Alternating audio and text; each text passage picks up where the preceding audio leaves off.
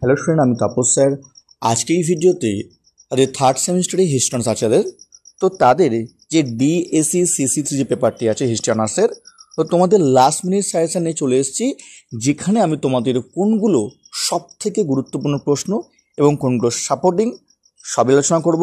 20 marks এবং 5 মার্কসে যারা এখনও চ্যানেলটি সাবস্ক্রাইব করোনি অবশ্যই চ্যানেলটিকে সাবস্ক্রাইব করে রেখো এরকম ভিডিও সবার আগে পাওয়ার জন্য। তো দেখো, তোমাদের প্রথম যে প্রশ্নটি সব থেকে গুরুত্বপূর্ণ, পরীক্ষা কিন্তু বিশাল ইম্পর্টেন্ট, যেটি পরীক্ষায় প্রবল ইম্পর্টেন্ট।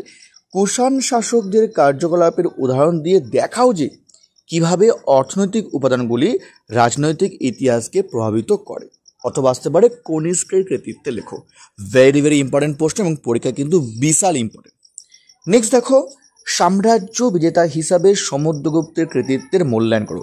হয় 1 না হলে 2, দুটোর মধ্যে কিন্তু পরীক্ষায় আসার সম্ভাবনা কিন্তু অত্যন্ত প্রবল। দুটি ভালো করে পড়বে, এর মধ্যে তোমাদের কিন্তু একটি অবশ্যই আসবে, তোমরা কিন্তু খুবই ভালো করে পড়বে এখন থেকে। নেক্সট দেখো, তোমাদের পরের প্রশ্ন, মৌর্য সাম্রাজ্যের পতনের কারণগুলি আলোচনা করো। ভেরি ইম্পর্টেন্ট প্রশ্ন।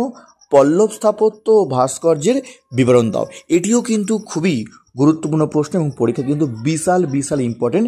এটি কিন্তু পরীক্ষায় প্রবলই চান্স, তোমরা কিন্তু খুব ভালো করে পড়বে।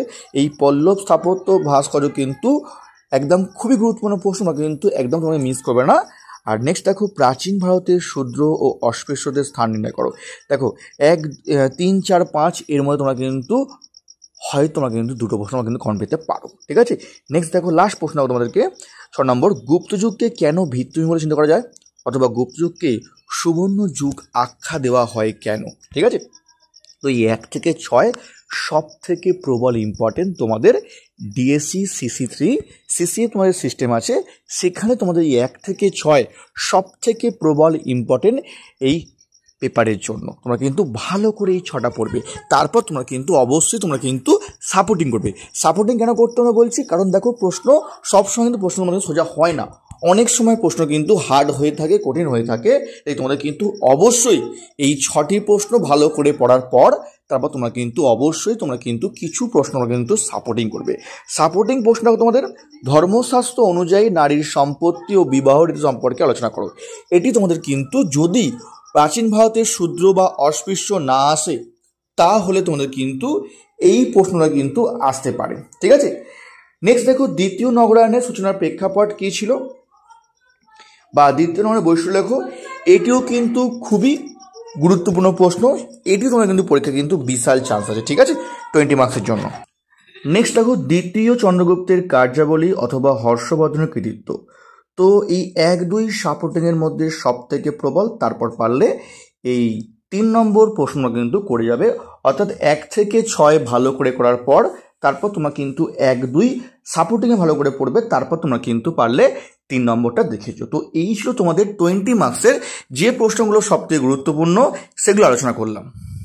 এই ছিল তোমাদের 20 মার্কসের যেগুলো ইম্পর্টেন্ট এবং সাপোর্টিং আলোচনা করলাম। এবার যেগুলো 5 মার্কসের সব থেকে প্রবল ইম্পর্টেন্ট তোমাদের সিসি3 পেপারের জন্য, সেগুলো দেখো, তোমাদের শক সাতবাহন সংঘর্ষের বিবরণ দাও। এটিও কিন্তু অত্যন্ত প্রবল, যদি 1 নম্বরটি না আসে তাহলে তোমাদের কিন্তু 2 নম্বরের যে প্রশ্নটা, শক শাসক রুদ্রদামনের কৃতিত্ব লেখো, অথবা গৌতমীপুত্র সাতকর্ণীর সম্পর্কে টিকা লেখো। দেখো 1 এবং 2 এর মধ্যে তোমরা কিন্তু একটি পরীক্ষা তোমরা কিন্তু কমন পেতে পারো, ঠিক আছে। নেক্সট দেখো, গান্ধার শিল্প অথবা মথুরা শিল্প, এই দুটির মধ্যে পরীক্ষা থেকে আসতে পারে। নেক্সট অগ্রহার ব্যবস্থা অথবা গুপ্ত সমাজে নারীর স্থান, এই দুটির মধ্যে পরীক্ষা থেকে আসতে পারে। লাস্ট দেখো, তোমাদের সঙ্গম সাহিত্য এবং কলিঙ্গ যুদ্ধের তাৎপর্য, অর্থাৎ 1, 2, 3, 4, 5 এই তোমরা কিন্তু সব থেকে প্রবল, এবং এগুলো তোমরা কিন্তু একদম বেশি ভালো করে পড়বে, কারণ এগুলো সব থেকে প্রবল ইম্পর্টেন্ট এই পেপারের জন্য, ঠিক আছে। তোমাদের কিন্তু সিসি3 পেপার কিন্তু হার্ড হতে পারে, বিশেষ করে 5 মার্কসের প্রশ্ন কিন্তু কঠিন হতে পারে।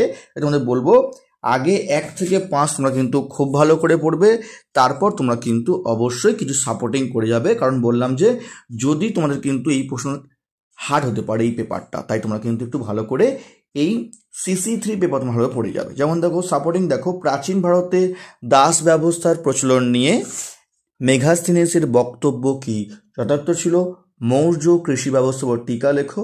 লাস্ট, গুপ্ত শাসন প্রতিষ্ঠার প্রাক্কালে উত্তর ভারতের রাজনৈতিক অবস্থা। তো এই তিনটি সাপোর্টিং করে যাওয়া ভালো করে। তো আজকের মতো এটুকুই, খুব তাড়াতাড়ি তোমাদের জন্য অন্য যে পেপারগুলো আছে সেই পেপার নিয়ে চলে আসবো। যারা আগে ভিডিও দেখোনি তারা অবশ্যই কিন্তু চ্যানেলটি সাবস্ক্রাইব করে রাখবে এবং তোমাদের প্লেলিস্ট করে দেওয়া আছে এই পেপারের উপর।